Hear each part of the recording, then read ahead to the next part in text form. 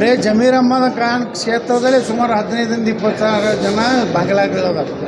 ಇವರೆಲ್ಲ ಹೆಂಗೆ ಆರಿಸಿ ಬರ್ತಾರಂದರೆ ಇದೇ ಕಾರಣದಿಂದ ನಮ್ಮ ಹಿಂದೂಗಳು ಹೋಗಿ ಓಟ್ ಹಾಕೋದಿಲ್ಲ. ಇವೆಲ್ಲ ಫೇಕ್.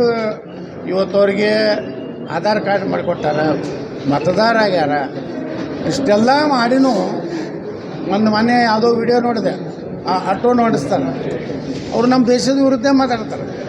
ಅಂಥ ಕಾಲದಲ್ಲಿ ಇದನ್ನೆಲ್ಲ ಸ್ಕ್ರೀನಿಂಗ್ ಮಾಡಿ ಈಗ ಹೆಂಗೆ ಅಸ್ಸಾಮದಲ್ಲಿ ಕ್ಲೀನ್ ಮಾಡ್ಲಿಕ್ಕತ್ತಾರಲ್ಲ, ಪೂರ್ತಿ ಅಸ್ಸಾಮದಲ್ಲಿ ಎಲ್ಲ ಪಶ್ಚಿಮ ಬಂಗಾಳದಲ್ಲಿ ಎಲ್ಲ ಬಾಂಗ್ಲಾದೇಶನ ಹೊರಗೆ ಹಾಕ್ಲಕ್ಕತ್ತಾರಲ್ಲ, ಹಂಗೆ ಕರ್ನಾಟಕದಲ್ಲಿ ಆಪರೇಷನ್ ಅವಶ್ಯ ಇದೆ.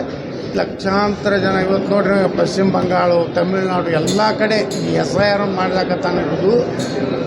ಇವರೆಲ್ಲ ತಾಯ್ಗಂಡ್ರು ದೇಶದ್ರೋಹಿಗಳು. ಈ ದೇಶದ ಅನ್ನ ತಿಂತಾರೆ. ಪಾಕಿಸ್ತಾನ, ಬಾಂಗ್ಲಾದೇಶ ಪರವಾಗಿ ಇವತ್ತು ಇಲ್ಲಿ ಉಗ್ರ ಚಟುವಟಿಕೆಗಳಿಗೆ ಎಲ್ಲ ಸಪೋರ್ಟ್ ಮಾಡ್ತಾರೆ ರೋಹಿಂಗ್ಯಾಗಳು.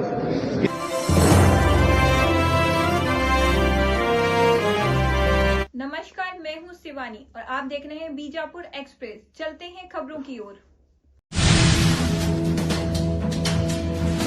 ಸಾಕ್ಷಿ ಸಮೇತ ಅವ್ರು ಸಿಕ್ಕೊಂಡ್ಬಿಟ್ಟಿದ್ದಾರೆ ಬಂದಿರುವ ನೋಡ್ರಿ, ಲಕ್ಷಾಂತರ ಜನ ಇವತ್ತು ನೋಡ್ರಿ, ಪಶ್ಚಿಮ ಬಂಗಾಳ, ತಮಿಳುನಾಡು ಎಲ್ಲ ಕಡೆ ಈ SIR ಮಾಡ್ಲಾಕತ್ತಾನಿರೋದು. ಇವರೆಲ್ಲ ತಾಯ್ಗಂಡ್ರು ದೇಶದ್ರೋಹಿಗಳು. ಈ ದೇಶದ ಅನ್ನ ತಿಂತಾರೆ. ಪಾಕಿಸ್ತಾನ, ಬಾಂಗ್ಲಾದೇಶ ಪರವಾಗಿ ಇವತ್ತು ಇಲ್ಲಿ ಉಗ್ರ ಚಟುವಟಿಕೆಗಳಿಗೆ ಎಲ್ಲ ಸಪೋರ್ಟ್ ಮಾಡ್ತಾರೆ ರೋಹಿಂಗ್ಯಾಗಳು. ಇದು ನಮ್ಮ ದೇಶಕ್ಕೆ, ನಮ್ಮ ಸನಾತನ ಧರ್ಮಕ್ಕೆ ಭಾಳ ದೊಡ್ಡ ಕೂತಿದೆ.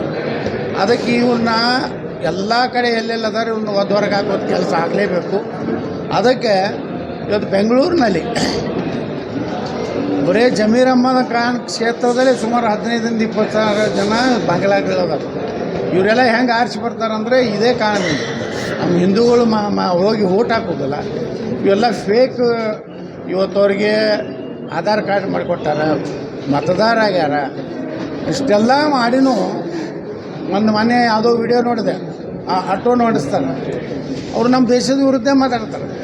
ಅಂಥ ಕಾಲದಲ್ಲಿ ಇದನ್ನೆಲ್ಲ ಸ್ಕ್ರೀನಿಂಗ್ ಮಾಡಿ ಈಗ ಹೆಂಗೆ ಅಸ್ಸಾಮದಲ್ಲಿ ಕ್ಲೀನ್ ಮಾಡ್ಲಿಕ್ಕತ್ತಾರಲ್ಲ, ಪೂರ್ತಿ ಅಸ್ಸಾಮದಲ್ಲಿ ಎಲ್ಲ ಪಶ್ಚಿಮ ಬಂಗಾಳದಲ್ಲಿ ಎಲ್ಲ ಬಾಂಗ್ಲಾದೇಶನ ಹೊರಗೆ ಹಾಕ್ಲಕ್ಕತ್ತಾರಲ್ಲ, ಹಂಗೆ ಕರ್ನಾಟಕದಲ್ಲಿ ಆಪರೇಷನ್ ಅವಶ್ಯ ಇದೆ. ಮುಂದಿನ ದಿವಸ ನಾನು ಈಗಾಗಲೇ ಬಿಜಾಪುರ ಸಿಟಿ ಒಳಗೂ ಸುಮಾರು 15-16 ಸಾವಿರ ಬೋಗಸ್ ಓಟಿವೆ. ಅದನ್ನು ಇವತ್ತು ನಾನು ಮೊನ್ನೆ DC ಅವ್ರಿಗೆ ಹೋಗಿ 16,000 ಹೆಸರು ಸಹಿತ ಕೊಟ್ಟು ಬಂದೀನಿ. ಅವ್ರೇನು ಹೇಳಿದ್ರು DC ಅವರು, ಇಲ್ಲ ಸರ್, ಇನ್ನೊಂದು ತಿಂಗಳಲ್ಲಿ ನಾವು SIR ಚಾಲೂ ಮಾಡ್ತೀವಿ, ಅದರಲ್ಲಿ ತಾನೇ ಕ್ಲೀನಪ್ ಆಗ್ತದೆ ಅಂತ ಹೇಳಿದ್ದಾರೆ. ನಾ ಈ ಬಿಜಾಪುರ ನಾಗರಿಕರಿಗೂ ವಿನಂತಿ ಮಾಡ್ಕೊತೀನಿ, ನಿಮ್ಗೆ ಸಂಶಯಾಸ್ಪದ ಯಾವುದೇ ವ್ಯಕ್ತಿಗಳು ಮನೆ ಬಾಡಿಗೆಗೆ ಬಂದರೆ, ಅಲ್ಲಿ ಅಡ್ಡಾಡ್ತಾ ಇದ್ದರೆ, ಅವ್ರು ಯಾವುದಾದ್ರೂ ದೇಶ ವಿರೋಧಿ ಚಟುವಟಿಕೆ ಮಾಡ್ತಾಯಿದ್ರೆ, ನಮ್ಮ ದೇವಸ್ಥಾನಗಳ ಮೇಲೆ ಏನಾದರೂ ಅವರು ಮುಂದಿನ ದಿವಸಗಳಲ್ಲಿ ಪ್ಲ್ಯಾನ್ ಇಟ್ಟು, ಯಾಕಂದ್ರೆ ಮೊನ್ನೆ ಹೋದ ವರ್ಷ ನಮ್ಮ ಗಣಪತಿ ಸರ್ಕಲ್ನಲ್ಲಿ ಉದ್ದೇಶಪೂರ್ವಕ ಕಲ್ಲು ಹೋಗಿಂಥದ್ದು ಮಾಡಿದ್ರು. ಈ ರೀತಿ ಏನದಾರ ಅದು ನಮ್ಮ ನಾಗರಿಕರು, ನಿಮ್ಗೆ ಧೈರ್ಯ ಇರಲಿಲ್ಲ ಅಂದರೂ ನಮ್ಮ ಏನು MLA ಆಫೀಸದು ವಾಟ್ಸಪ್ ಇದೆ, ವಾಟ್ಸಪ್ಗೆ ನೀವು ಎಲ್ಲೆಲ್ಲಿ ಸಮಸ್ಯೆ ಇದೆ ಅಂಥದ್ದು ಮಾಹಿತಿ ಕೊಟ್ಟರೆ ನಾವು ಅದನ್ನು ಸರಿಯಾದಂಥ ನಮ್ಮ ಪೊಲೀಸ್ ಇಲಾಖೆಗೆ ತಿಳಿಸಿ ಅಂಥವ್ರನ್ನೆಲ್ಲ ಐಡೆಂಟಿಫಿಕೇಷನ್ ಮಾಡಿ ನಾವು ಹೊರಗೆ ಹಾಕಲೇಬೇಕು. ಹಾಕದೇ ಇದ್ದರೆ ಭಾರತ ಉಳಿಲಿಕ್ಕೆ ಸಾಧ್ಯ ಇಲ್ಲ. ಅಂಥ ಒಂದು ಭಯಾನಕ ಪರಿಸ್ಥಿತಿ ಇವತ್ತು ದಿಲ್ಲಿಯಲ್ಲಿ ನೋಡ್ತಾ ಇದ್ದೀವಿ, ಕಲ್ಕತ್ತಾದಲ್ಲಿ ನೋಡ್ತಾ ಇದ್ದೀವಿ. ಇವತ್ತು ಬಿಜಾಪುರನೂ ದೂರಿಲ್ಲ. ಅದಕ್ಕೆ ನಾವು ವಿನಂತಿ ಮಾಡ್ಕೊತೀವಿ. ಸರಿ.